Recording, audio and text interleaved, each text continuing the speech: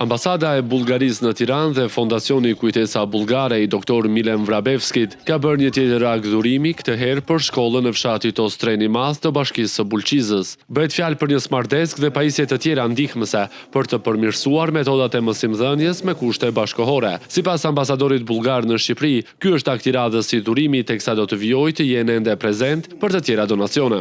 Първо искам да използвам възможността и да благодаря. Dua të falenderoj Fondacionin Kujtesa Bullgare dhe personalisht zotin Vrabevski. Ai bën një dhuratë të vlefshme për një ekran dhe drasë elektronike ose smart desk. Qëllimi është që të zgjerohet veprimtaria e fondacionit të tij përmes bamirësisë në rajone të ndryshme të Shqipërisë, aty ku ka më shumë nevojë.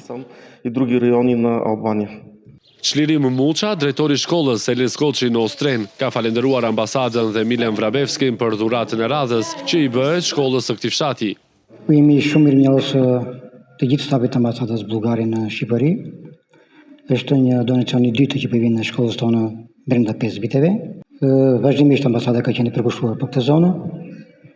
Mbështetja ka qenë jo vetëm në lidhje me afrimin e donacioneve të kësaj natyre, ata na kanë bërë dhuratë edhe çdo festave të punëvitit në lidhje me nxënësit, me qëllim që nxënësit të jenë gati mos të buzëqeshur për festat e punëvitit dhe festat e Krishtlindjes.